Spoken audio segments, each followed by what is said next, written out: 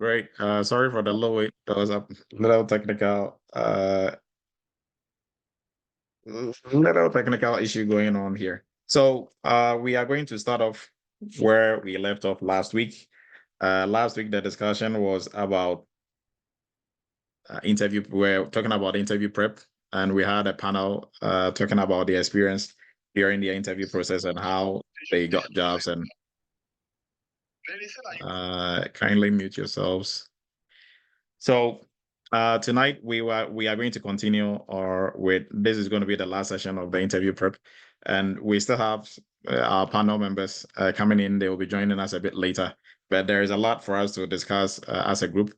Anyways, when it comes to interviews, and there were a lot of some good points that were made last week that we are still going to revisit and then polish up on those as well. So kindly give me a minute whilst I finalize everything, and we are going to kick it off time in the next 2 minutes.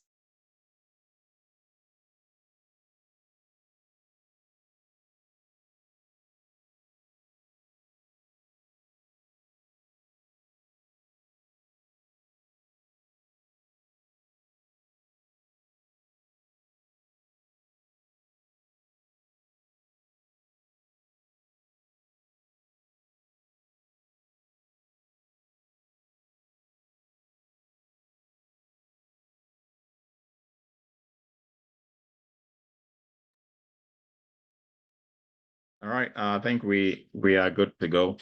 So you all welcome to Eretmis Cyber Chat. I'm Dr. Emmanuel Edu, and we do this every Friday night, 7 p.m. Eastern. And we appreciate your time and your effort, and then also the time you put into developing yourselves as security professionals. So we are kicking off our topic for tonight. Is still going to be a roundtable discussion talking about cybersecurity interviews, interview questions, how to prepare yourself, and also how to answer some of these interview questions. Tonight's focus will predominantly be on answering the questions and the intent or the goal behind every question that is being asked. That is something that you have to, know to be able to answer the questions correctly. All right. So we are going to start off with our cyber news, and then we will move into our topic for discussion. And you are welcome to Eretmis Academy if you are new to the family. I'm Dr. Emmanuel Ledoux. I'm going to be your instructor for tonight.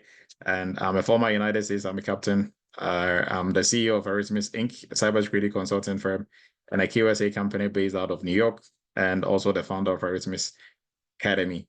And I used to be a professor at University of Maryland Global Campus and CTC, Central Texas College. So you are very much welcome. And Eretmis Academy, we are authorized partners with CompTIA. And what that means is that we have a 20% discount that we give to our students and family members who want to sit for any of the CompTIA exams, Security Plus, Security Analyst, and others.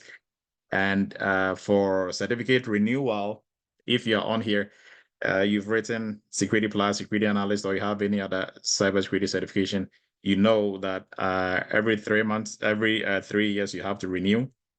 So the renewal can be two ways. You can either resit for the exam, or you can choose to use what we call continuous educational points. And we talk about this every cyber chat, just to let you know there are, if you are now looking to sit for certifications or you already have one, when the time comes, you can choose to resit, or you can choose to just use continuous educational points. And what you're going through tonight or joining us, this gives you, I think, 1 point for continuous education.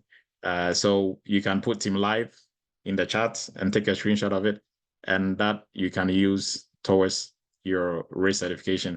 And Eretmis Cybersecurity Group, we have a WhatsApp group. If you want to join this group, I think we are almost full. So if you want to join, the link will be posted for you to use to join. And also on YouTube, we encourage you to subscribe to our YouTube channel. That is where we post all our cyber chats, and we also stream it live. And for any other cyber chat that you missed, you can always go back to our YouTube channel and rewatch that. So with that, we are going to jump into our discussions for tonight. So if you have any cyber news, get it ready. We are going to give you the floor to talk about it. But we are going to move into our first item for cyber news tonight. and that is a pretty funny one. There was a research that was conducted, and this is what they came up with. So names, if your name, you have Bob or Maria as part of your name, during the research, what they realized was that these two names were the most common names that were found during compromise or during breaches, email breaches. These two names were very susceptible. So if you have Bob as part of your name or Maria, and I think other names, Alex and others also came in. So just some fun facts based on the research that some security professionals did. These names are the most common ones that are found in breaches. Now, Bob and Alice, for those who've gone through security for a little bit, we use Bob and Alice a lot, especially during encryption demonstrations. So if Bob is sending an email to Alice and Alice, maybe probably that has some twist to why Bob is in this list. Now, also for emails, email providers that were, commonly found in breaches, Google, Gmail, is the most used email service out there. So Gmail was on top of the list, followed by guess who, Yahoo, and then Hotmail, I think, was the other one. And I think for the research, they looked at 18,000, or those 18,000 breaches that happened that they used for the research, right? So, and they came up with top 10 lists and all that. Now, there are some, what do we take from out of this? It doesn't mean if your name is not Bob or Maria, you are not going to be, susceptible to any of these breaches, or you're not going to find yourself in any of these situations. But what do we learn from this? So I know for professional emails, you mostly your name will be used, your legal name will be used. For non-professional emails, you might want to not use your norm, like your name, your usual name. You can use something else, right?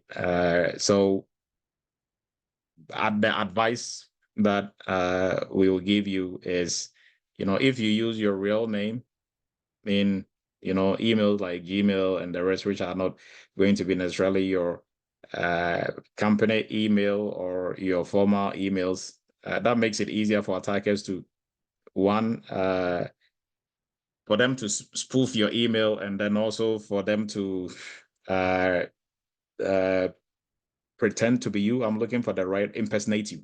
Yes, that is the right word.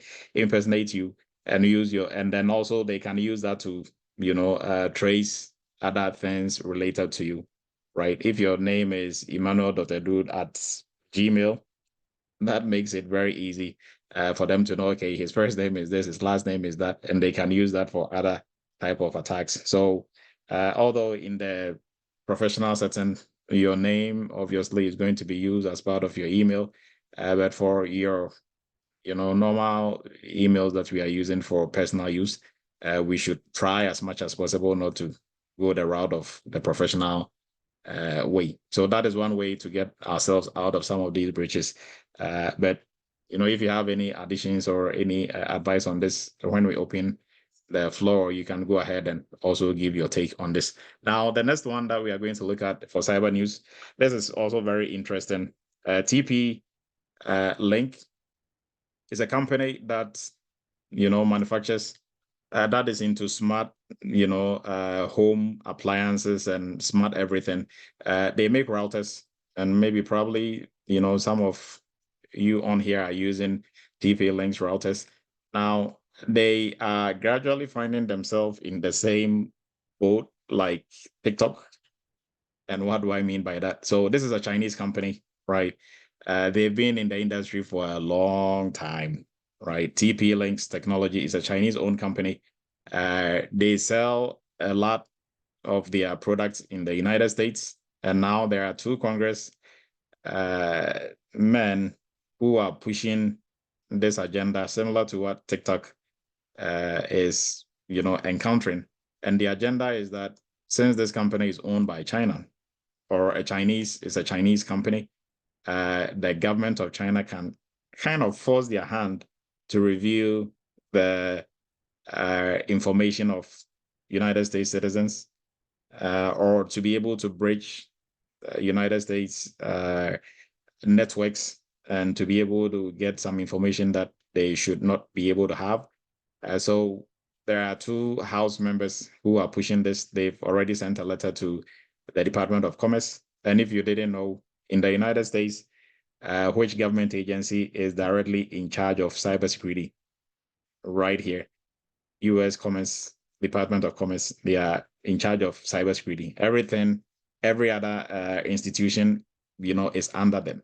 So name it, CISA and others, NIST, NICE, all those institutions, they fall under the Department of Commerce. So they've sent a letter to the secretary on August 13th, and they are requesting that an investigation should be opened on TP-Links because they suspect that they might have some, affiliation, or the Chinese government might be able to use them as a means of, getting information from United States. And they've been selling. They sold over 160 million products that are being used, in the United States, and they sell for their market ranges around 170 countries worldwide. So it's a huge company. And I know some folks on here, if you are using this, so they kind of find themselves in the same boat as TikTok. If this catches on fire, probably going to find themselves, in the same situation, being forced to either diversify or to, sell outright, or they wouldn't be able to have a market, or their product will be banned in the United States. Right. So with that, we are going to open the floor for any cyber chat for the week, that you think is newsworthy, and we are going to jump on. And kindly put where you're joining us from in the chat, and we'll give you some shout outs when we are about to wrap up. So kindly raise your virtual hand if you have any cyber news. Isaac, please go ahead. Good evening, everyone. I'm pretty sure you've heard about what happened to there's a background checking company based in Florida. It got breached. It has not come out to openly say that it got breached, but it did.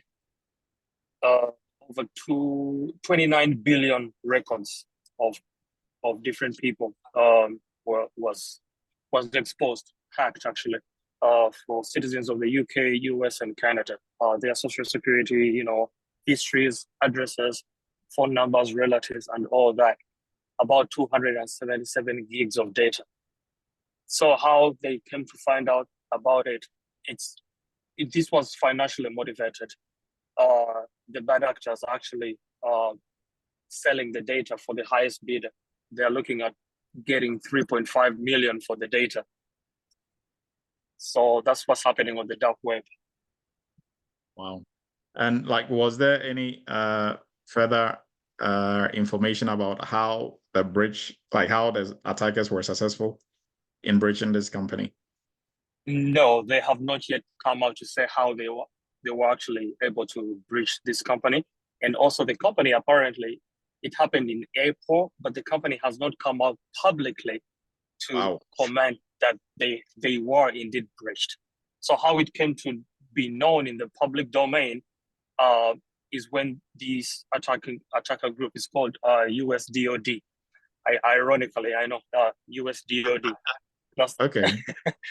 Yeah, so when they posted on the dark web that they had this information for sale, and basically they posted, let me say, samples to prove that they actually have this data with them.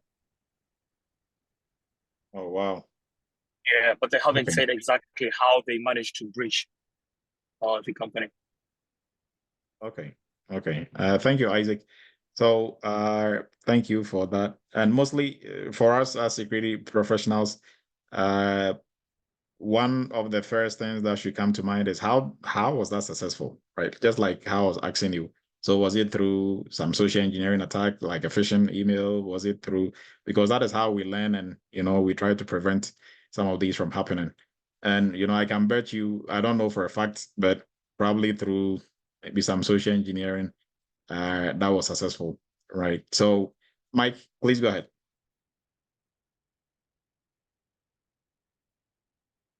You're muted if you're trying to speak.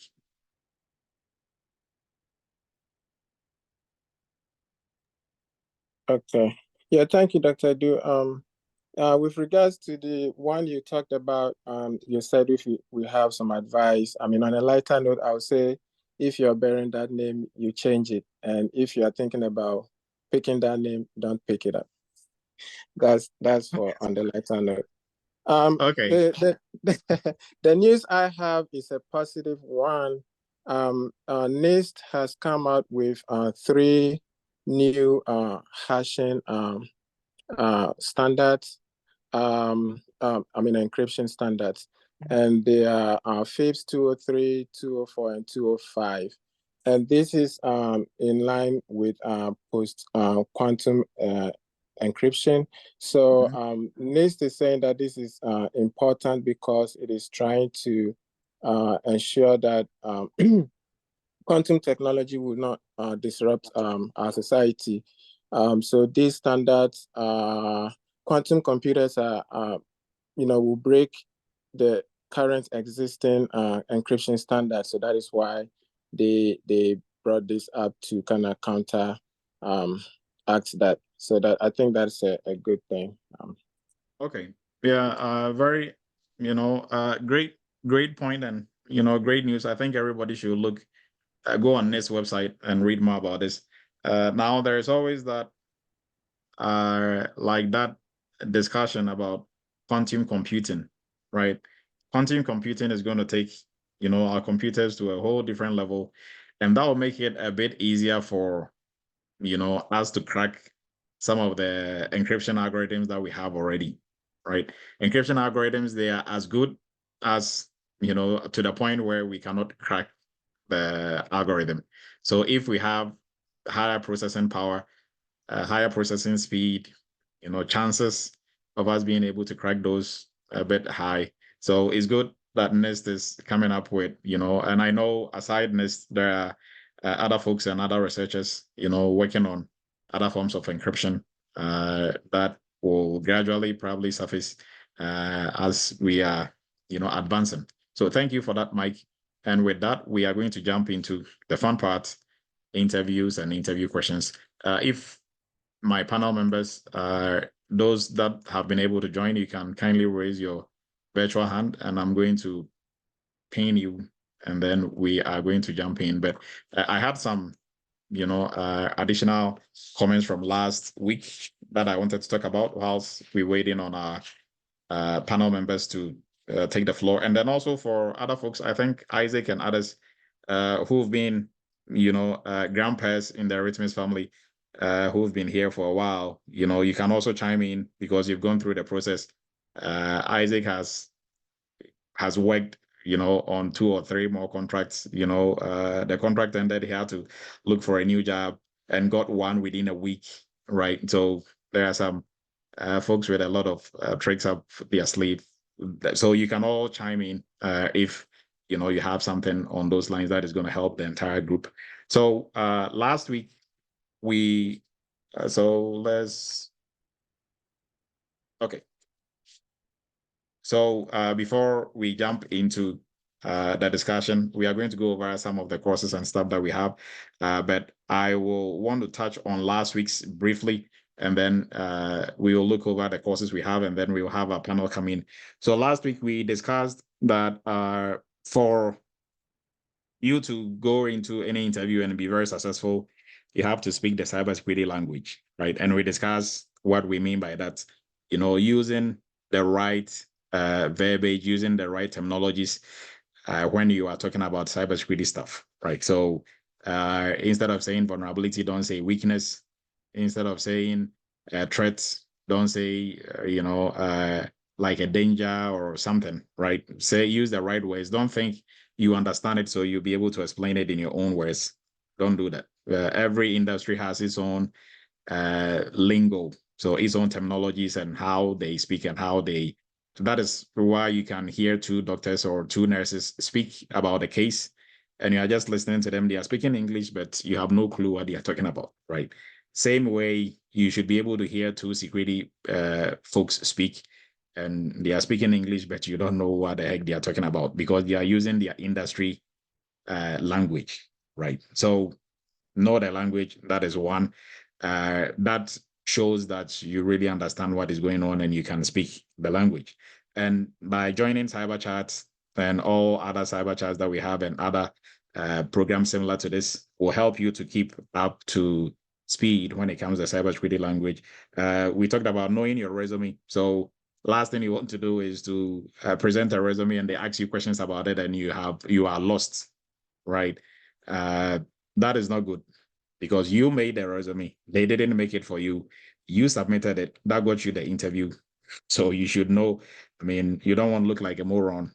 You brought a resume and they're asking you something on it and you are totally lost, right? So know the resume, know everything that you have, know it inside out, right? Because it is yours.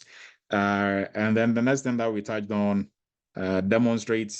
So demonstrate soft skills, demonstrate technical skills and knowledge. And I think for tonight, we will be discussing why no. So if you keep submitting your resume and they keep saying no, they are moving on, what is happening? And if you went to an interview and they decided to move on, what is happening? Also, there are some other items that we are going to look at, making yourself likable, because employers, you can be the most technical, you can be the most qualified person in an interview. They're still going to move on with somebody not as qualified in terms of technical skills as you, but they'll move on with that person because if they meet the standard, the minimum standard they are looking for, they move on with that person because they probably like that person more than you, right? So how do you make yourself likable? We are going to look at all that. That is something that you're not going to hear a lot. But during interviews, even so, if you are the one interviewing and two people, they go head to head, whom are you going to choose? You're going to choose the person that, is more likable in your view. You're able to get along with them. You can hold conversations with them. Those are the people that, you are going to choose over the other person who might be maybe not as likable in your opinion, right? And then we move on. Yes, so the likable, we have a lot of things to talk about. And we also discuss introducing yourself. Why should they pick you over anybody else, or tell me about yourself? Why should we hire you over anybody and everybody else who's applying for this job? Why do you want to work for us? What makes you more qualified than everybody else? All those questions, they kind of fall in the same bucket. So these are some of the things that we discussed. And then also, I think, okay, in my notes on here, there are some other things that we are going to talk about. And the interest and the goals of recruiters and companies, we are going to talk about that also. So tonight, after tonight's session, there shouldn't be any doubts, and you should know you should know your way through the whole entire process. If you're applying to jobs and you are not getting any response, you know where the problem is. You should be able to troubleshoot this whole process, right? You're applying, no response, you should know where the problem is. If you are getting a lot of interviews and you are going and they are not moving you to the second stage, third stage, you should know where the problem is. Right. So we are going to help you to break all that down, take everything apart and put it together. So when you are going through this process, you don't get frustrated because you're just, banging yourself against a wall that is not getting out of the way, right? You know what is happening. So okay, I'm supposed to go through the other door or go the other way around, right? So before we jump into our discussion panel, for folks on here who are new to the family, if you are looking to start a career in the cybersecurity industry, our cybersecurity entry-level course is the best course that is going to help you do that. Within the whole entire duration of the training is 4 months, 2 months of training, 2 months of internship, and you don't need any cybersecurity background or IT background. All you need is you should be able to read and write, at least have high school or up in terms of education, formal education, and then also be computer literate, be able to send emails, just move around in the web browser, follow instructions, download simple software and others like that, right? If you have that, then you are more than qualified. We will do the rest, take you from where you are to where you can start working as a security professional, right? So, and we also have one-on-one mentorship, one-on-one assistance. as you are going through the training. And the internship is where you really get your hands dirty working on real world security projects, right? And for folks who are already in the IT space or already in the cybersecurity space, you can look into joining our PCI DSS as a specialty area. PCI DSS is a niche within the cybersecurity space. Probably the most, or is the most arguably the most lucrative space. And we can say this on authority. For us as a school, for this particular course, we have students making upwards of 200K for one job, right? Because they are PCI DSS specialists, PCI DSS compliance managers. And PCI is a whole world on its own. If you are taking a PCI training somewhere and it's a week, 2 weeks, or it's 3 months and they taught PCI, HIPAA, and the rest, that is, you are not learning PCI. It's just an introduction to PCI. We have a PCI DSS for beginners program that will even cover more than you took elsewhere, right? So look into PCI if you already have some cybersecurity IT background and you want to specialize in the cybersecurity space. And then also for folks who have already taken some training, cybersecurity training, you have Security Plus, some other certifications, you did the GRC training elsewhere. If you are missing the real world hands-on, to be able to do the work, what projects have you worked on during interviews? Employers, they want to see or they want to know, hey, what have you done? So if you are describing things you've not actually done, but you read somewhere, they will know. Just like how, even if they are not very technical, you don't have to be technical to know that your doctor that you met at the hospital who examined you, you don't have to be a medical doctor to know what they are talking is. They don't really know what they are talking about, right? We all can, know if you really know what you're talking about or you are just talking, right? So you don't want to go into cybersecurity interviews just talking because you took some certification and you are talking about things here and there, and you are just making a big mess out of yourself, right? You can read about risk assessment all day, but if you've not done it, you've not done it. And this is where you're actually going to be working on all these projects, doing audits, risk assessment, third-party risk assessment, incident response projects, governance, working on policies. This is where you are going to really do all these for 2 of our sister companies.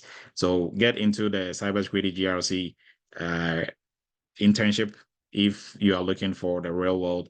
That way, on the job also, you will be able to function effectively. There are a lot of interns who will move from the internship into their jobs, and it's like they didn't move. They are doing virtually the same thing, right? So look into this also as well.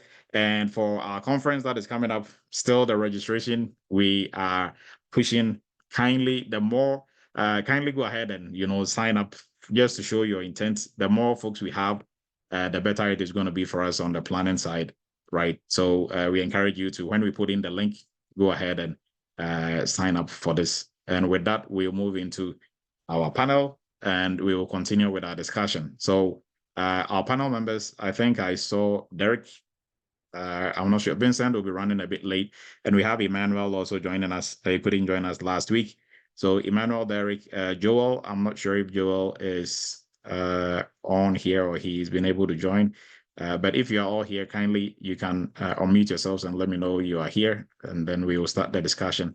But as we are waiting for our panel members to get in, when it comes to interviews and job placement, I also have a lot to talk about, right? So if you're on here, panel members, you can kindly raise your virtual hand, or you can, unmute and let us know you are here. Hello, Dr. Edu. All right, Emmanuel, thank you. So Emmanuel is here. Let me go ahead and pin Emmanuel and Derek. I think I saw in the list, Derek was here. Kindly let me know if you are here, Derek. Yes, doctor, I'm here, but my service is very bad. The area where I'm right now, the service is really, really bad. But I'm here. I'm listening to everything now. Okay. Yeah. And Vincent and Joel, I'm not sure. And then Dawn was also supposed to join us. So as they join, they can also chime in as we're moving forward. So we are going to start off from where we left. We talked extensively about answering some of these soft skills questions. So well, I'm going to start with some of the questions that I had on here. So if you are applying for a lot of security jobs, right? Somebody will say, I applied for 100 this week.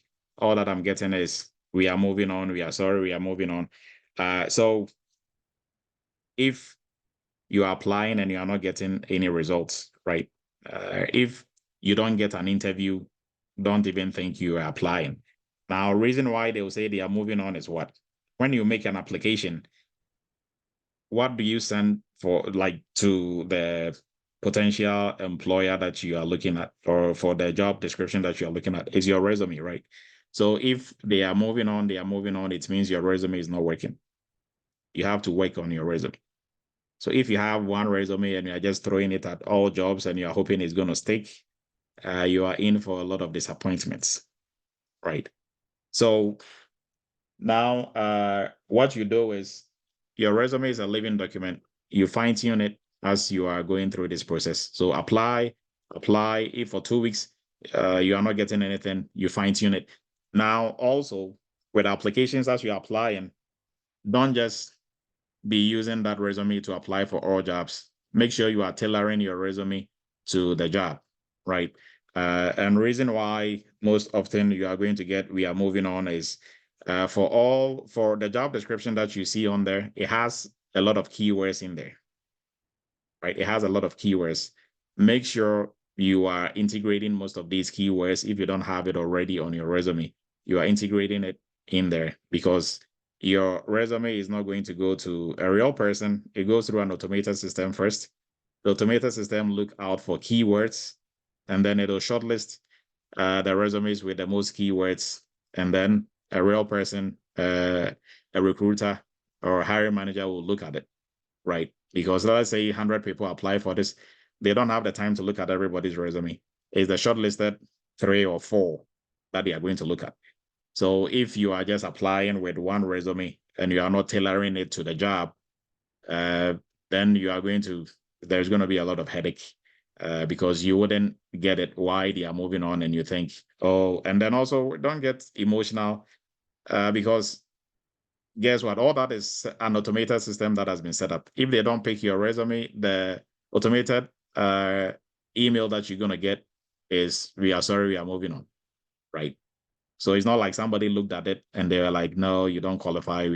So it's all automated. Once you apply, they will send you something because you are on their list. So for everybody that they didn't select, the system didn't select, it is going to send that we are sorry, we are moving on. So don't get boo-boo face if you see that. It doesn't mean somebody looked at it and they rejected you. It's an automated system who don't know you that rejected you. So, and they rejected you because you didn't also take time to put in the keywords it was looking for, right? So you have to keep that in mind. Now, that is one. So if you are not getting any interviews, it means your resume is not working. That is simple and plain, right? Because they don't know you, they've not seen you, they've not spoken to you. What you're presenting to them is your resume. So you have to figure out, okay, why is this not working? Am I not tailoring it right? Or is my resume not tailored for any specific role? Am I just a very general resume that I'm using it for everything?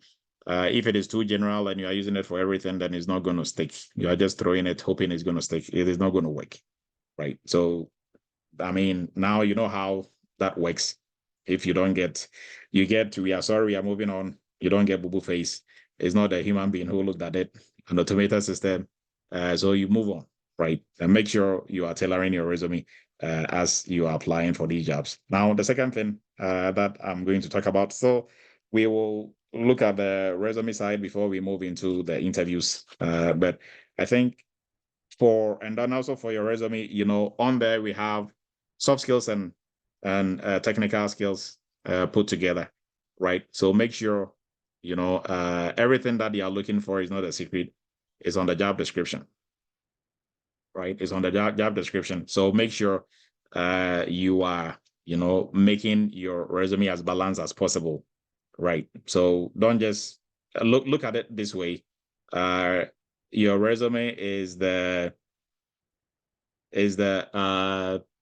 what you're putting on your hook to catch a fish, in the creek or in the stream, right?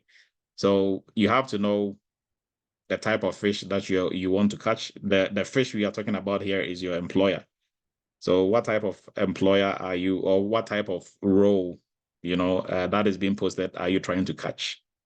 Now you have to know what type of food does that fish eat. So if you are going to catch, I'm not really into fish. I don't know which type of fish is which, but whatever type of fish, they have their own type of food that they want. So if I like pizza and I put pizza on the hook and I put it in the water, it's not going to catch the fish that I want, right? The point that I'm trying to make is the type of food they want is what they put on their job description. So make sure you are putting that on the bait, which is your resume. Put that on your bait and dip that in the waters, and you'll be able to catch. If you dip it 2, 3, 4 times, you'll be able to catch one of those types of fishes that you're looking for, right? If you look at it that way, you're not going to be disappointed. But if you have pizza on your hook, or you put ice cream on your hook because you like ice cream, and you dip it in, and every time you come home empty-handed, don't be boo-boo face. It's you who like fish, and the point I'm trying to make here is don't Ice put cream stuff. water. Yes. So don't put stuff that you like or you think should be what they are looking for on their resume and think they should pick it. Right. I can make my own resume. You have to start off with something. Make one, but then, go out on the job market, look at the job descriptions, integrate that into what you have made already. Right. So if you just made one and you put your own keywords and everything and you're applying to a job post, you should know that the job post has its own, what they like. So if you don't have what they like in your resume, they're not going to pick you, right? It's as simple like that. Right now, so with the resume part done, I think we know now when you start getting interviews, what do you do? How do you prepare for it? That was what we were discussing last week. And we talk about speaking the cybersecurity language, knowing your technical stuff, and then also demonstrating your soft skills. And we are going to move into some of the questions during interviews and how some of our panel members went about them. I know last week they were talking about how to go about answering these questions, and some people were asking, okay, so why don't you give us an example, answer it exactly how you answered it during your interview. I think Joel gave us 2 or 3 answers on those lines. But then I also spoke to the effect that,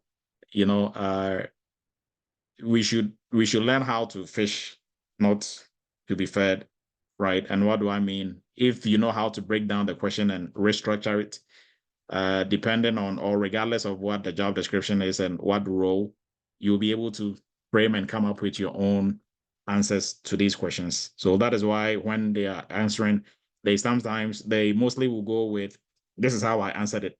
This is the structure that I used, right? That is also very important for you to learn and know, right? So I think we started with tell me about yourself. Why should we employ you over everybody else? Why do you want to work for us? We talked about all that, I think, briefly. So we are going to jump into other aspects of the soft skill side, and then we move a little bit into the technical side. So where the first question is going to be project management timing. So this is, I think, questions from Joel, some of the questions that he had. And the question is, tell me about a time you had to prioritize risks in your career, and how did you go about it, or how did you go about it, right? So how did you prioritize risks in your career, and how did you go about it? Any of our panel members can give it a shot, how they will tackle this, or how they handle this. Since this is like Joel, I'm not sure if Joel has joined us still. So first off, what is the intent behind this question? Like, what are they really getting at? So, but this is open to the whole entire group. What do you think this question is about? What are they looking for? Go ahead, Brian. Yes, they are looking for organization and how do you handle problems? Like how are you going to handle a situation that comes your way? So I look at it as how organized are you and how are you going to handle the problem? Okay. Yes. Thank you, Brian. Anybody else?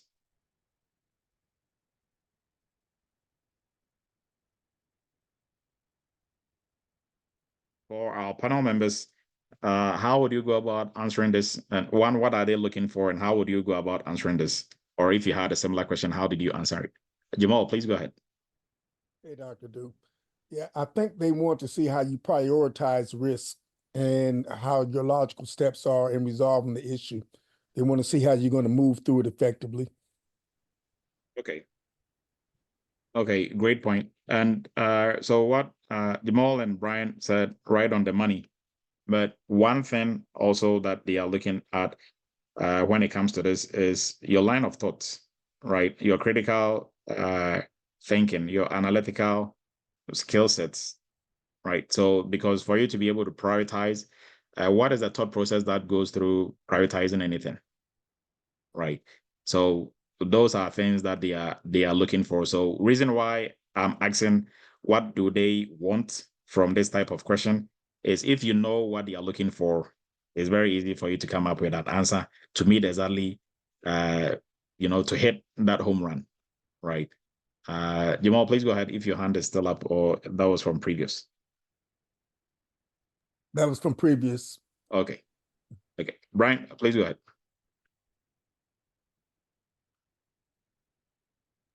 Sorry about that. What I was going to say is one part to answer that question is when they ask you that question, I believe the first part is saying, well, I want to see what's in scope first, to see how I'm going to prioritize the risk. Once I know what's in scope, I will then be able to know exactly what my next steps will be. Okay. Great. Okay. So our panel members, if you're on here, you can also unmute yourself. And I think Derek is still joining again. So Emmanuel, for a question like this, how would you approach it? Well, for a question like this, like you've all said, you're all looking at your problem solving skills. So how you're going to prioritize risks that are kind of important to the organization. So let's say if you're looking at let's say key risk indicators, and then there's a particular vulnerability that has a criticality of very high or critical, compared to, let's say, we're doing like vendor risk management, and in that case we're trying to integrate a vendor that is using, like, let's say, deprecated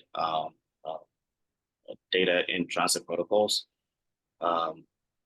We would want to prioritize the critical vulnerabilities as in our system at present, because let's say if the right patches are not being applied to it at that particular moment, it could cause a security incident. So that is going to be our number one priority. Or I can even start looking into the vendor with a deprecated data in transit, which is maybe a TLS 1.1. And because he's not integrated into our systems first, so I want to prioritize what is important or critical or necessary at the moment. Okay. Thank you, Emmanuel. So for such questions, should it just focus on the technical aspect of security, or you can go beyond and get into maybe the people side, leadership, management, soft skills? I believe it goes across board, because risk can present itself in anywhere along the line of our security system. And we know we are dealing with people, dealing with management. So yeah, risk can fall along any of those lines. It doesn't have to be just only technical stuff. Okay. Brian, please go ahead. Yes, along with that, with the soft skills, I would answer part of that by saying I would meet with some of the stakeholders and other business units to see what their processes are so we can see what gaps are, if there's any gaps as we do our gap analysis, to determine what risks there are. Okay, great. And then also for folks who are listening, like, okay, so how exactly do you answer this? With one, you have to understand what they are looking for. Two, I'm going to give you a strategy on how to answer all these questions. And I think I can't recall whom I talked to, but this is a strategy that we use to answer, or that you should use to answer all interview questions, is the STAR method. I know we've talked about this some cyber chats ago. So the STAR method, S is for situation, T for task, A for action, R for results. Right? For when you are going into interviews, you should be already well prepared with your scenarios in the STAR method. Right? Using the STAR method to answer your questions. Don't go to interviews without any scenarios, thinking you are a good talker. You can talk your way through things. What is going to happen is you're just going to be talking nonsense. That is just the sad truth, right? You have to rehearse, practice with your scenarios. So for this, tell us about a time you had to prioritize risks in your career and how did you go about it, right? So they are asking you for a scenario. So what is the situation? What situation was at hand? You know, what was the task you were supposed to do? What action did you take? And what was the results? That is what they are looking for, right?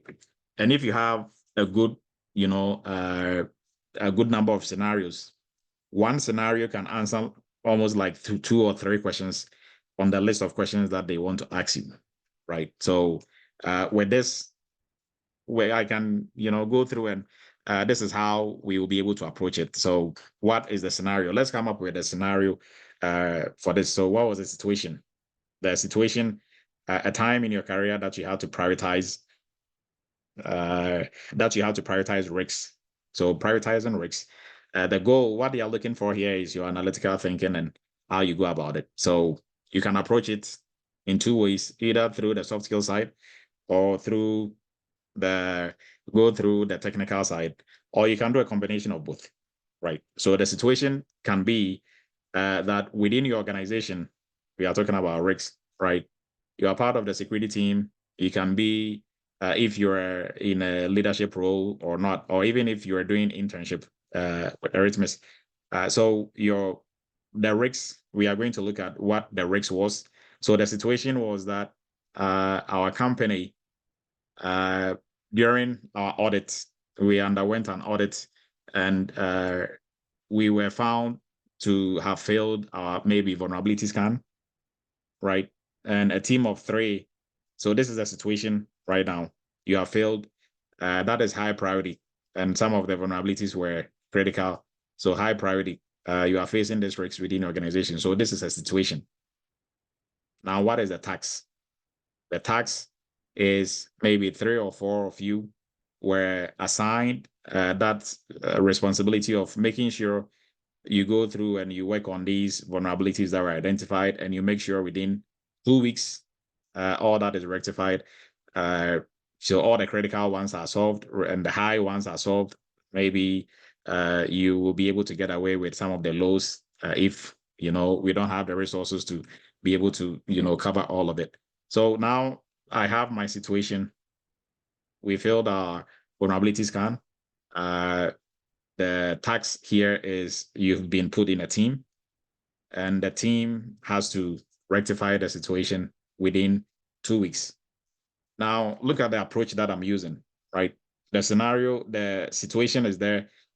The approach that I'm using, I'm going the soft skills and the technical skills route at the same time.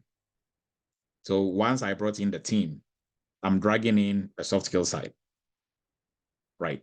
So this is the task we were put together. Our task was to, mitigate or to remediate, right? Where remediate the vulnerabilities that were identified.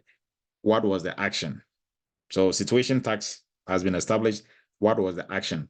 So my team, we hit the ground running. We assign roles and responsibilities, and you can be the team lead or a good team player. Now, your team, you have 2 weeks.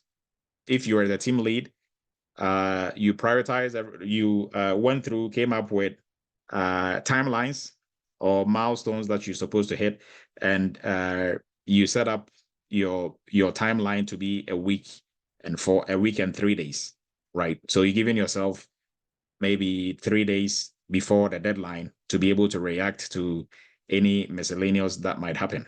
So if you are speaking as a team lead, this is some of the things, or maybe you are the project management person as part of the team who was helping to manage this, right? So the action, I'm going into the details of the action. Now, we have the list of vulnerabilities. So you and your team, you went through the list of vulnerabilities. You identified the critical, the highs, and the mediums using the CVV score that was already on the vulnerability scan, right? So for the criticals, there were, if you had 5 or 6, they are all critical. Which ones do you solve first? So that is where, critical thinking in the prioritization side will come in. They are all critical vulnerabilities. Which ones do you solve first? Right. Now, even though they are all critical, some are still critical than others within the critical space, right? They are all critical, but which ones are going to allow attackers to get onto our network? Which ones will just disrupt our services without attackers having the chance to get onto our network? So that is the criteria you use to prioritize. So the ones that would easily allow attackers to be able to breach your network, those ones were also put first, even in the list of the critical ones, right?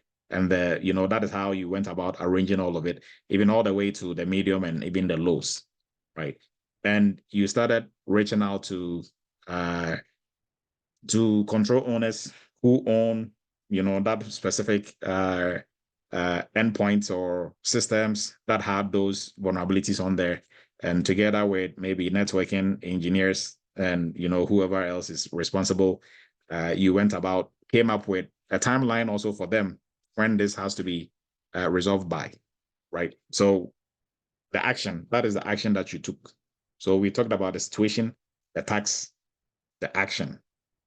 Now, in there, you are demonstrating your technical skills and your technical abilities and your understanding of, vulnerabilities and prioritization and all that. But also, you're also showing your time management skills, and then also showing that you are a good team player, or if you're the team lead, you are a good team leader, communicating with everybody in the team, making sure we follow the time. Now, that is going to be evident when we come to the results. So we went through the situation, tax, action, result, action. What was the result? So my team and I, we were able to complete within the scheduled time for ourselves. So we were able to resolve all these or remediate these vulnerabilities up to mediums. We were able to do it within a week and 3 days. So we're ahead of the timeline that we were given. And we used the rest of the 3 days that were left to also start working on the low vulnerabilities that were identified, right? Our manager, our supervisor was very pleased, and our company, were able to move our company from red into the green, right? And we ended up passing our risk scan, and eventually we passed our audit, right? So you see how one scenario will be able to touch on so many questions that they'll have to skip. So if the next question was, so like there's a question on here, right? Rate yourself 1 to 10 when it comes to leadership. They are not going to ask you that question anymore. They have to skip. Because if this scenario, you were the team lead and you are showing how you went about managing 3 or 4 people to do a tax and the result was very good, but they are not going to ask you to rate yourself as a leader anymore. And if their next question is, are you a good team player? They have to skip that, right? If their next question was, how do you prioritize or how do you remediate vulnerabilities? They have to skip that. Because all that has been bundled in one scenario. So scenarios, you have to go into interviews already prepared with your scenarios. and follow the STAR method. Now, I was talking, I think I spoke to someone, I don't remember who, but their interview before they started, the person interviewing him was, hey, answer these questions. You know the STAR method? They were like, yeah, answer your questions using the STAR method. They'll ask you the question and they expect you to go through, okay, situation was this, task was this, action was this, result was this. Right. So that is an old framework that we use to answer interview questions. And in the security space, in the IT space, that will set you apart from everyone. And you'll be able to go through and demonstrate, even for questions that they've not asked, you'll be able to answer questions that they've not asked, right? So with that, we are going to move on. And hopefully this helps everybody learning something from this, right? You have something for your toolbox.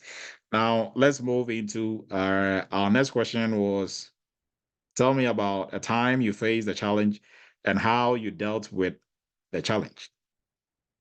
So this also, what is the reasoning behind this question? Are they really interested in the challenge that you faced, really? Or they are picking up something else from the answer you are giving? So they are picking answers for questions that they've not asked you. What is the, like, if they ask you this question, what really is the science behind it? Like, what are they really looking for? What is the goal of this question? Anyone?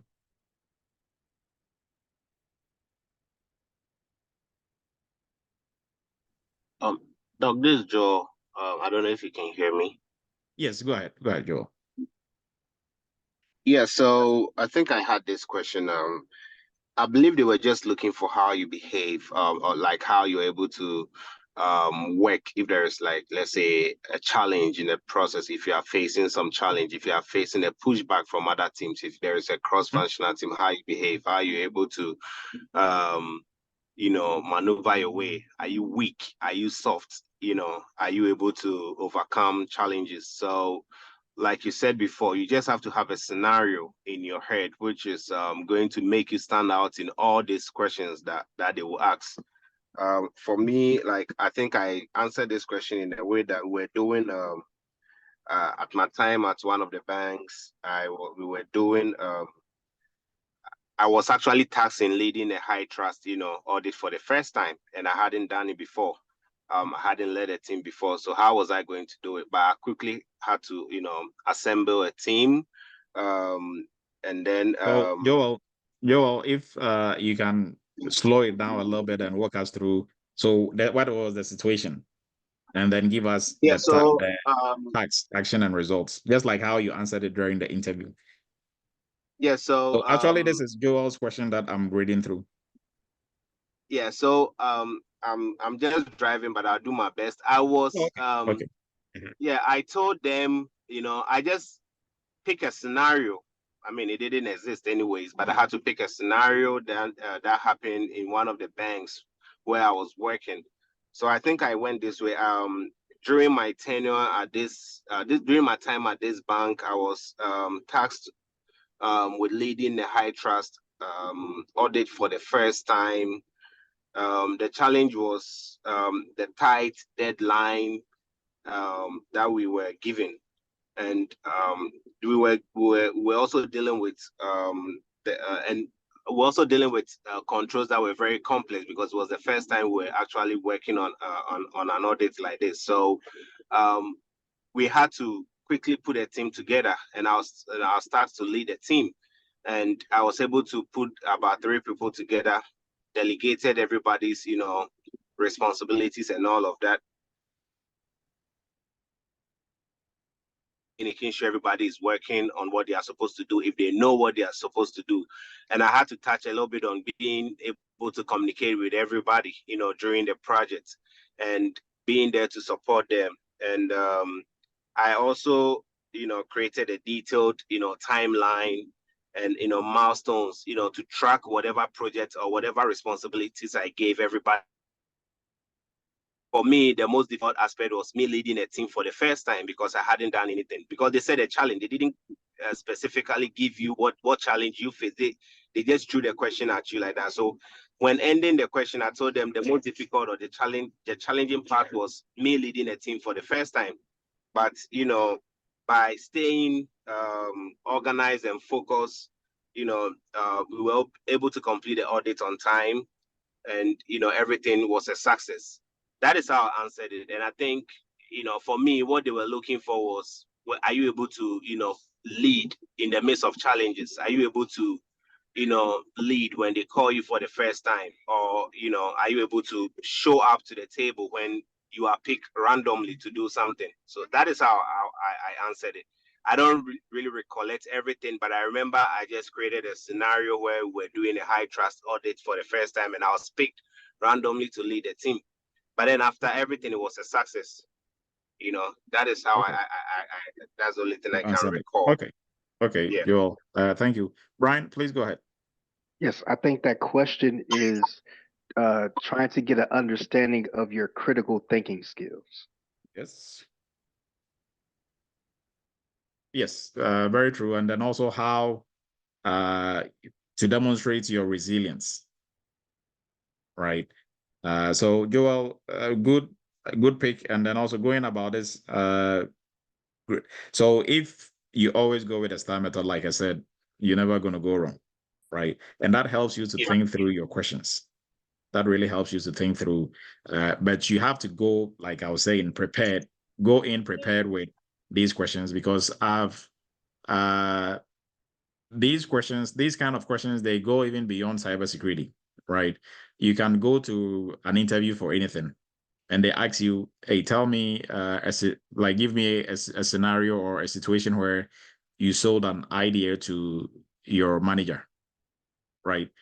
Once you finish, they can give you another scenario. Okay, give me a scenario where you influenced your senior or your manager to do something they otherwise wouldn't have done. And they'll ask you another question that kind of follows almost the same format, right? And you think it's almost the same, but it's not almost the same if you don't prepare for it, right? So if you have different scenarios, or sometimes you can even give them a scenario and they're like, okay, give me another scenario, like give me another situation where you still did this. Now you are stuck, right? So you have to go in really prepared, because if you get interviews, don't treat it lightly, right? It's an opportunity for you to them, even if you don't like the job, but you just want to go for the interview just for the interview's sake. You have to make sure you are not going to waste the time of the person interviewing you, and you are not wasting your own time also as well, right? So go in 120% prepared, 150% prepared, right? So with that, we are going to the main goal, or the main what they were really looking for, actually, aside what the question is asking, is your critical thinking, and also how you persevere in the face of challenges, right? So the next question. Tell me about a time you made a mistake whilst you were implementing a control, and how did you go about this? How did you go about this mistake, and how did you do to help the overall process? What did you do to help the overall process? What is the real intent behind this question? Tell me about a mistake that you made whilst you were implementing a control. What did you do about the mistake that you made, and how did it all play out? What is the intent behind this? Anyone? Go ahead, Brian. I think part of this could be an accountability question to Yep. see if you are accountable for your actions, because we all are going to make mistakes. So, were you accountable for what you did wrong? Yes. So it's an honesty, accountability, and also trying to see how you bounce back. But anybody else has any take on this one?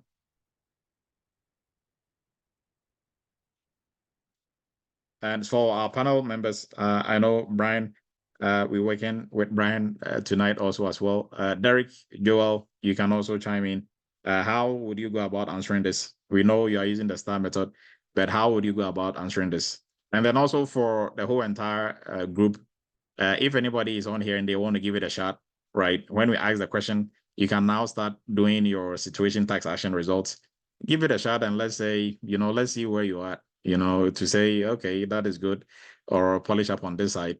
We are all here to learn, right?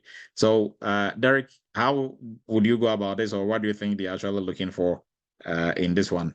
And then if Joel, you are still able to speak, I'm not sure if you are using a Bluetooth or you are just using your phone directly. But if and when you are able to, you can always chime in. So Any of our panel members want to jump on this one?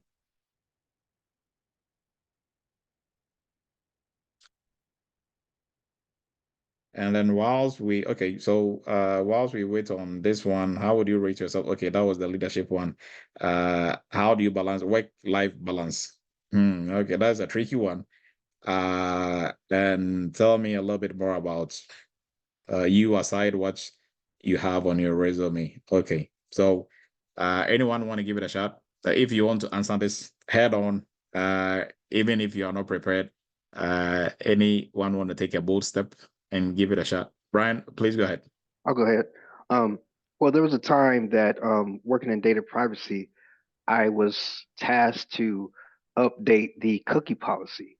So when I took the script of the cookie policy and I sent it over to the person that is developing the website, I accidentally sent the wrong information, the wrong script. So the reason I found out is that when the web developer had emailed me, they said the script that you sent me had produced the language in it was a different language. So I said, "Oh, I'm sorry about that. I'll get that fixed right away." So what happened was I didn't do a checklist of what I was supposed to put for that script. So this time around, I made sure that I did my checklist and found the right language for that script. And then I sent it back to the web developer. And then we confirmed that that was the right language and the right script, and everything went good.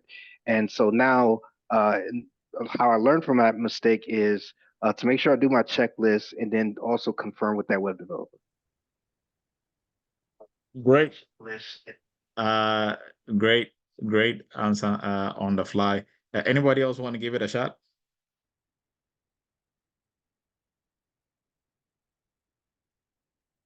And our panel members, when you are ready, you can also jump on this one.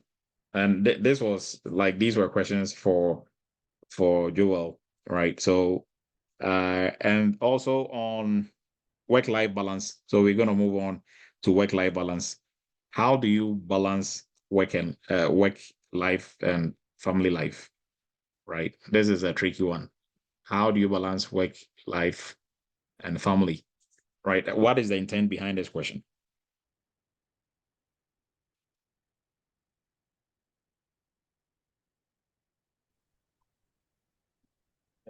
And is to check whether you will be able to work out of normal hours as well for the company. Okay. Yes. Jamal, please go ahead. Yes, I think that they also want to know your mental state. I think you have to, it's good to be able to work overtime, but if you're working too much, you'll burn out. So you have to know when to shut it off as well. You have to have some times on, you have to respect your own time, your health, your mental attitude, you have to spend time with family. All of this works, synergistically for your well-being, and the company's well-being is also because if you're stressed out because you have such a work overload and everything's work, you're not going to be doing your best for the company as well. And your family's going to suffer. So it's a life balance. Yes. Anybody else? Mike, please go ahead.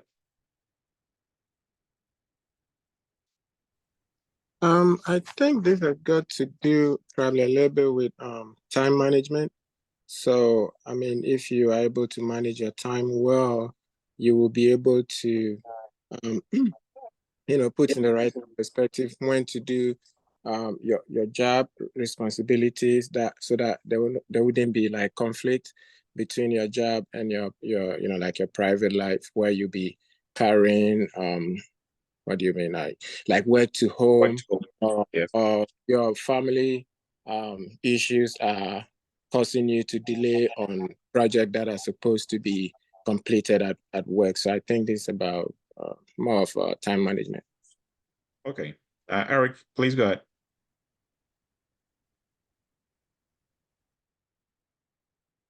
I think they want to know how productive you are, because in life you have to balance. If you don't have that balance, you will not be able to be very productive, because you have to balance your family life and your work life, because it works hand in hand. Yes. Thank you. So they are asking you this question, right? And one thing that we also have to know, and that is what I want us to, and we've been trying to do, right? If they have 10 questions that they are asking you, there are 10 more questions that they are not going to ask you. So whether you get the job or you don't get a job, or whether they move you to the next stage or they don't move you to the next stage, it is not based on the questions that you answered. It is based on the questions that they didn't ask you. And how do you know the questions that they didn't ask you? These questions, if you know the reasoning behind the question, that is the question they didn't ask you, right? So they're asking you about how do you balance work and family? The question they're asking is, how do you balance work and family? What is the intent behind that question? That is a question they are not asking you, right? So they might be looking for 3 or 4 main things. If you hit all those things, they are like, okay, yep, he met that criteria. So what they are looking for is just like what Eric just said. They are not necessarily concerned about your family and work necessarily, but they just want to see how you balance things, how you're able to, you don't get narrow vision, or you don't get tunnel vision on one thing. You're able to see a bigger picture. So you're able to, apply yourself in different scenarios and still be able to function effectively without you, like everybody said, burning yourself out. So if you are somebody who is able to manage work and life well in their company, because guess what? They're asking you all these questions not because they love your family or they want you to take care of your family. They don't care about you and your family. What they care about is their company and the money that they are going to make, right? But they ask you these questions to see your line of thought. How would you balance work and life, your family and work? So if you're able to say something that falls in line with the question they didn't ask you, okay, this is what I do, how I prioritize work and family.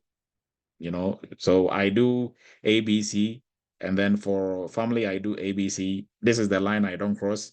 If this is done, after work is done, I make sure I do almost everything that has to be done. And then when I leave and I get home, if I'm home, I'm home. If I'm work, I'm at work, right? So they know, okay, so this person, one, you have some strong values. You value work, you value family. That translates into everything else that you do, right? So these questions, we are taking time to go through these soft skills questions because you can ask everybody on here who has gotten a job. These are the questions that will make or break you in an interview. It's not the technical side of the house, most especially when you come through Eretmis. It's not the technical side. This is what is going to get you if you don't practice and if you don't know what they are really looking for, right? Some cyber chats ago, I think like 3 years ago, we're doing a session like this. And I think I remember very well who that was. One of our students who was applying for jobs that time came up, hey, Dr. Edu, and everybody was on here. I applied for a job, and during the interview, the lady didn't ask me anything, but the next day she said she's moving on with somebody else. And I'm like, so what happened? Right. During the interview, she was asking me just a casual conversation. She was asking me about, where I went to school and why I did this and, the weather and kids and stuff.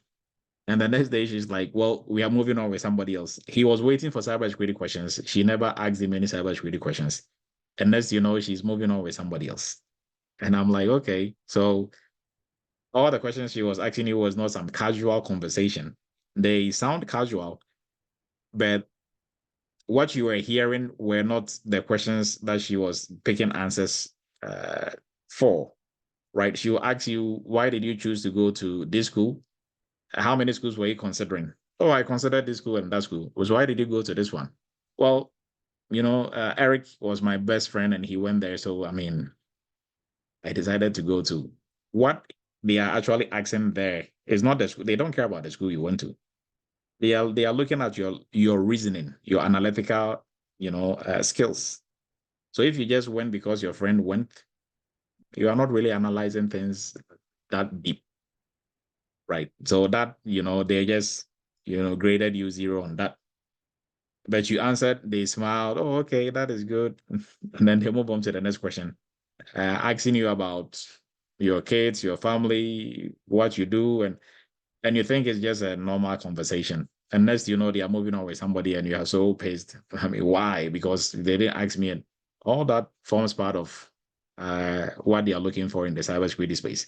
So the soft skill side that is going to make or break you, right?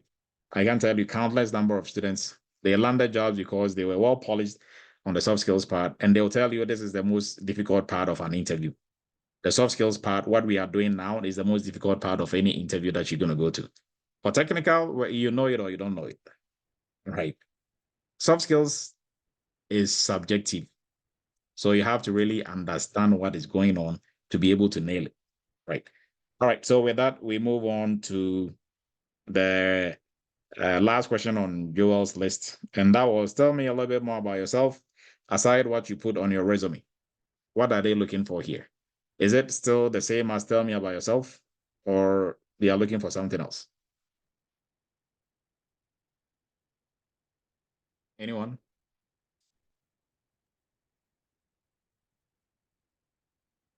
Is this still about tell me about yourself, or this is totally different?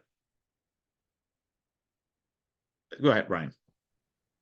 I think the reason that this question would come up is because you haven't sold yourself enough yet for them to skip this question. Because if you have sold yourself enough, they wouldn't ask this question again. I believe that the first time they ask it, and then as they go through your skills, your soft skills, your technical skills, and how you handle problems, your organization, and things like that. Once it gets to that point and they ask you again, so tell me more about yourself, I believe in most times you haven't sold them enough yet. They're trying to get some more from you. Okay. Yes. Anybody else?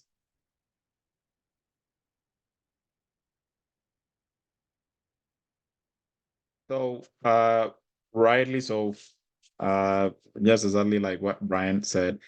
Jamal, please go ahead. Yes, I think they also want to see how you're going to fit into the group.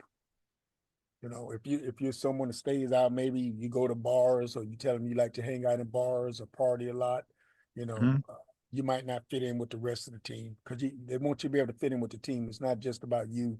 It's about how you're going to fit in with the team. Yes.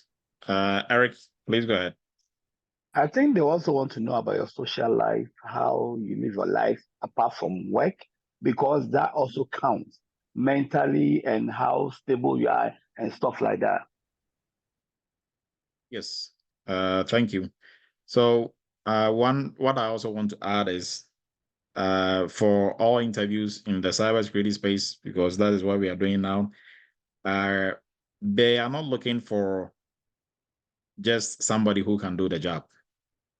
Like Jamal said, they are looking for somebody who will fit in the organization well. You should be able to do the job. But the most important is, are you a good cultural fit for our organization?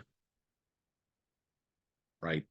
That is paramount to just being able to do the job. Anybody can do the job, but if you can't fit in the organization, you are going to be ineffective. Right. So one thing that I wanted to touch on last week also is the intent of whoever is going to interview you. Joel, did you have something to add to this? Oh, yeah, I was going to say most of the time, I believe they ask such questions because it's not necessarily, because you haven't sold yourself well to them. Probably they just want to assess your communication skills. They want to see how well you articulate your experiences, motivations, and, let's see if you have any career path, how you're going to put them. They want to understand probably your personality, like what the other brother said, like can you fit in a group or like the team? And then at times they also want to find out what motivates you, what your goals, and aside work, do you have any, let's say, are you doing anything to upgrade yourself, outside work and all of that? So it's not, necessarily about, you haven't sold yourself well, because remember when they actually tell me about yourself, you are putting a lot of technical stuff in there, telling them about things that are relevant to the job you have applied for. I mean, you are just trying to sell yourself, but outside that, the person might be trying to find, certain things, like you said, outside the job responsibility. So it's not necessarily that maybe you haven't sold yourself well, but maybe they just want to find certain things. They just want to evaluate your self-awareness and all of that. And this I help, like, this, I believe it's an opportunity to, for you to also create, let's say, a narrative, that ties your, like it bridges your past experience and what you stand to achieve in the future or something. And, you also chip in some personal stuff. So that's what I wanted to say. Okay. Yes. And kindly hold one.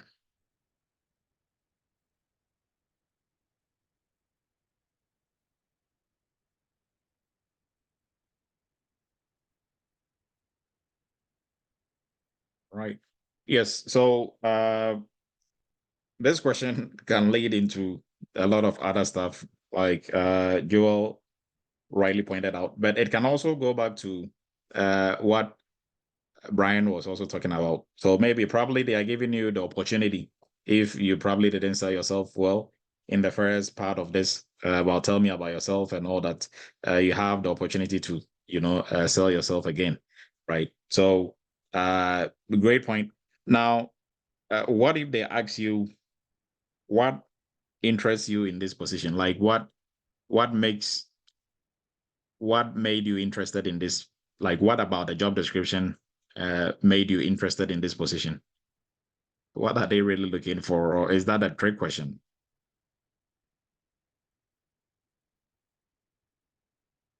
And this is a natural question that somebody got. What, made you interested in this question, in this job? Jamal, please go ahead. Well, they're looking to see what you can contribute to the team, basically. They want to know if you're passionate about that position. Like you were saying, I don't know, last week, it's not about what the company can do for you, but how you're going to fit in, how you can benefit each other. If you're passionate about the position, you're most likely going to do a much better job.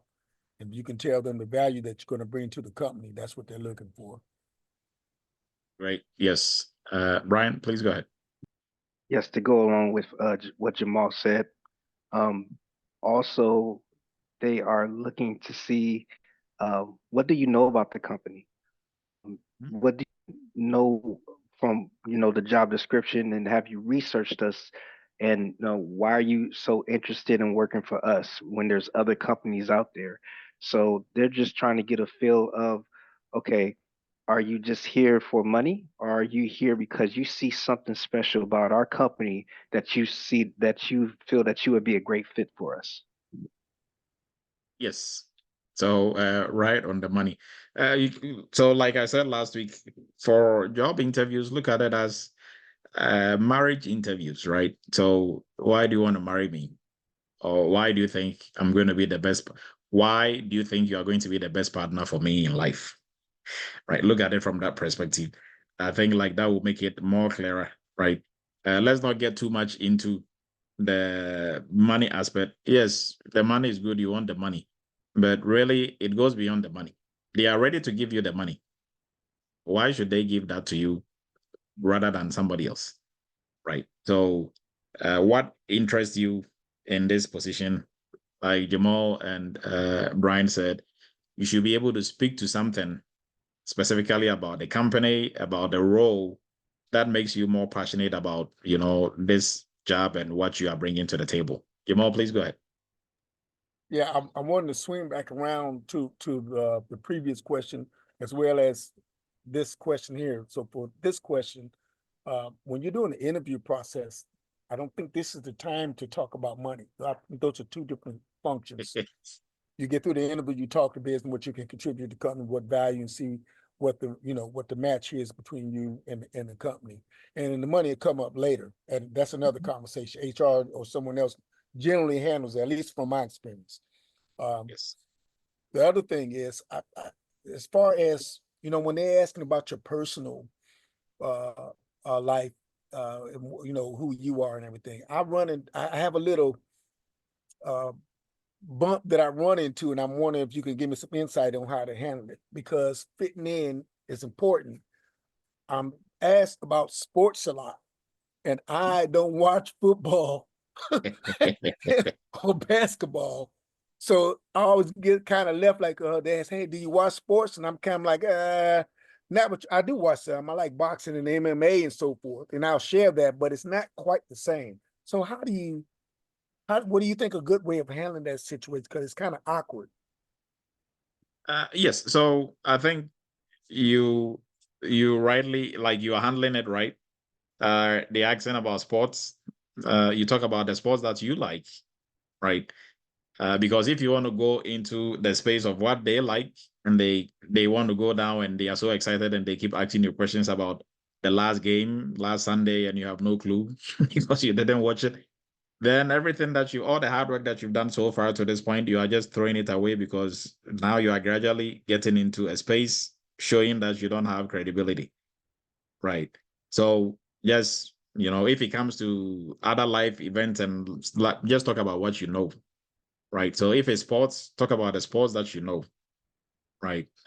All of us cannot necessarily, if majority is just following football and you are following something else, that also brings some perspective and some uniqueness, right? But then you can also chip in, hey, I do watch basketball, once in a while, maybe when they are doing like the championships, or, and if you have maybe, one team that can be your favorite team for that interview, right?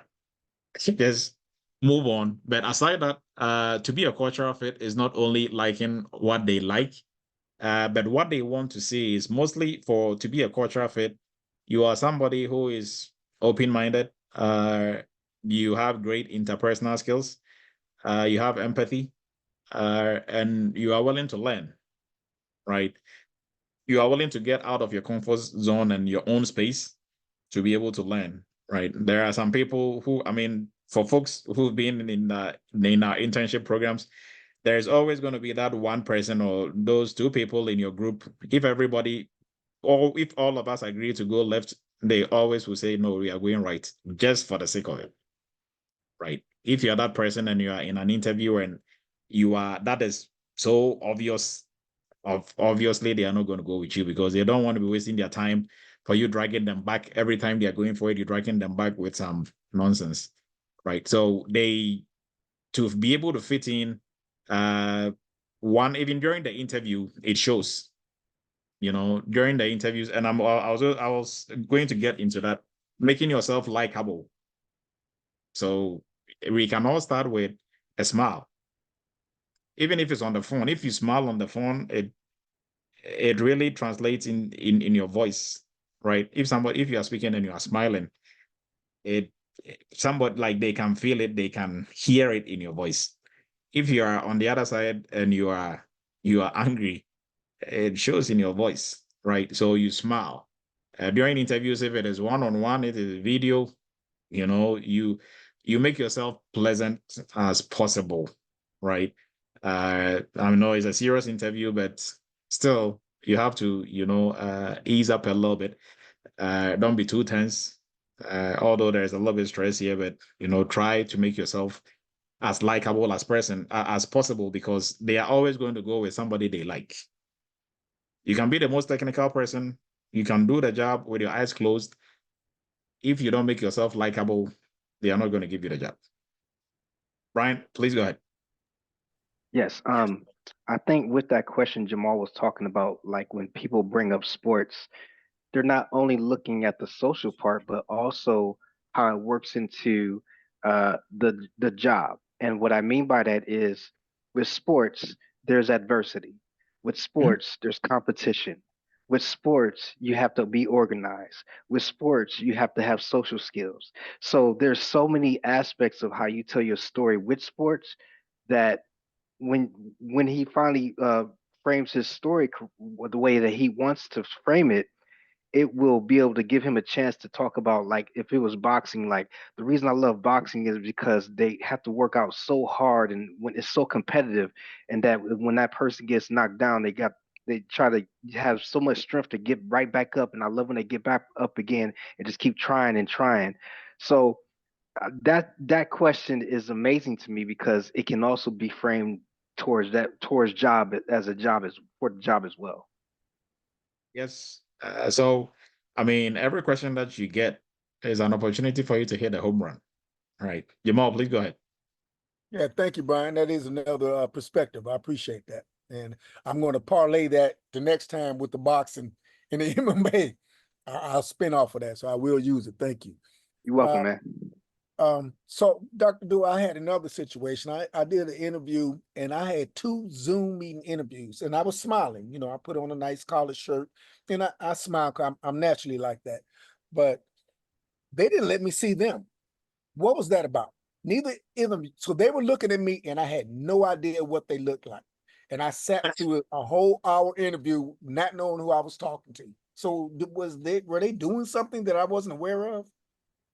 Okay, so if they were not trying to trick you or trying to see how you're going to behave in that situation, because that can throw you off, right? You're in a Zoom meeting, you are all, prepared, you have your tie, your suit, everything on, and they don't show your face, right? That kind of can throw you off if you don't take care of it. It's going to, and that is going to translate into how you answer your questions and stuff because you still have that at the back of your mind. But probably that wasn't, to trick you or anything. They are the ones doing the interview, right? So maybe they decided, or they didn't have a good background, or they were probably in their pajamas or something doing the interview, right? So it can be a whole number of things, but you are the one who is going to, sit for this, who needs the role, right? Not them. So even if they don't show their face, I wouldn't really be much worried. But I'm going to show my face and let them see how good and how personable you are, right? So they can see you. That is the most important. But I don't think that was like to trick you or to throw you off. But that I can see where that can throw you off because you're expecting to see somebody, right? You are showing your face, so they should also show their face. But they are the ones on the other side, so you are trying to join them on where they are. So I think they have an upper hand in that case. But mostly that shouldn't throw you off, right? That shouldn't. Thank So you. hopefully that helps. It didn't. It didn't, and I actually was successful with the interview. I just Great. was wondering, was it some kind of tactic that I wasn't aware of? Because that was the first time that I had an interview on Zoom and they didn't show their faces. You know, I'm sitting there, I'm waiting for them to come on. I'm like, really? I said, okay. You're gonna do Yeah. like that? Yes. And like I said, for these interviews, if you go in well prepared, smiling, make yourself likable.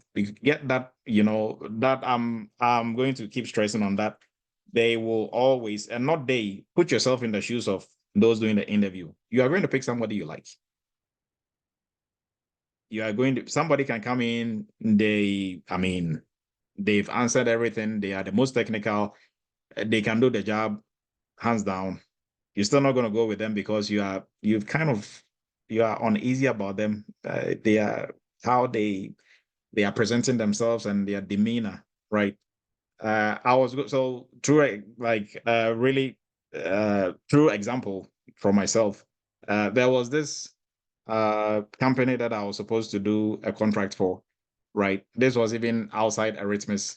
This was going to be like a personal consulting that I was doing for them. And I had to talk to 3 or 4, I think 3 or 4 or 5 of them, different, so 30 minutes a piece. And they are from different departments, AWS, and telling them what I'm going to do for them. This is what I can do for you, and this is how it is going to go. There was their CTO. Was it CTO? Yes. One guy was their CTO. He showed up to the interview. I just didn't like him. Just didn't like his face, his demeanor. How I'm like, so soon as we were done, they were like, "Yeah, Dr. Edu, so we really are happy about this. We want." I'm like, "Nope, I'm not doing this."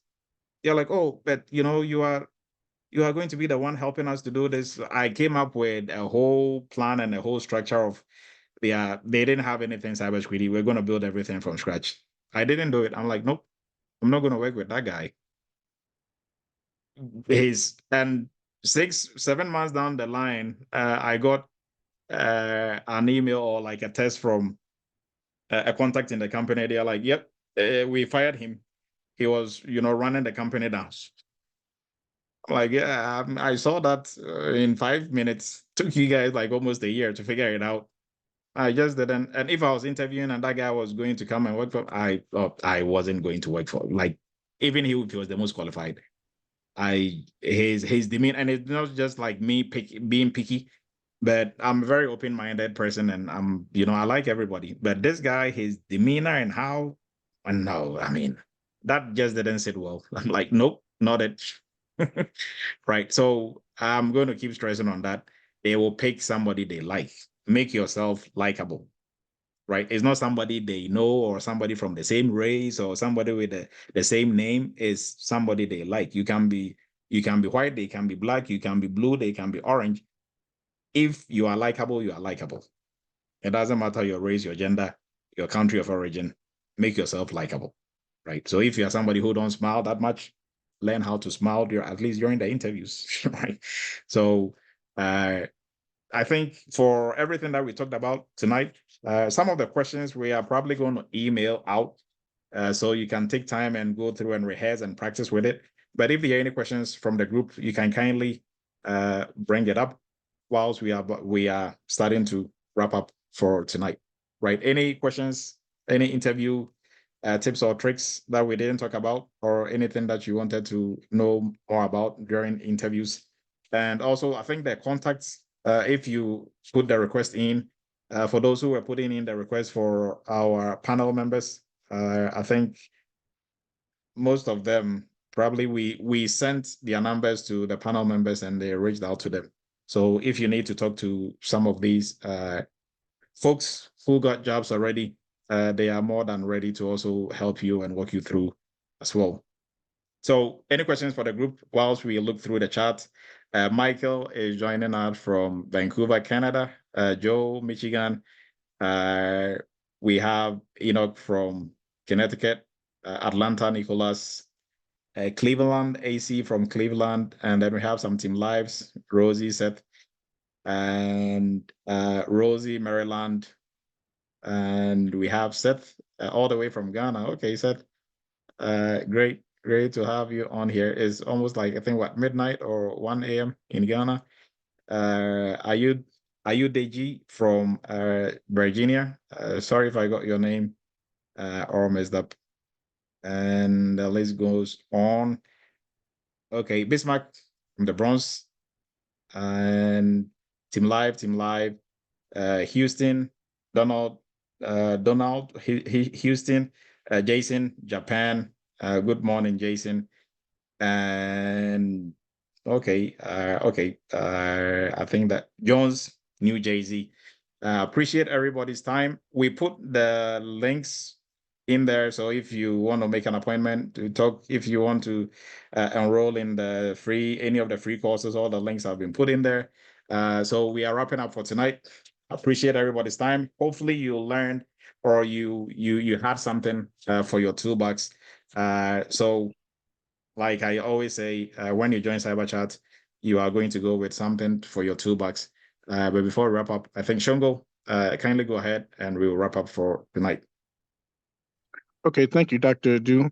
For those of us who requiring to take our Security Plus exam, how do we get our Eretmis discount? Okay, so we can talk offline.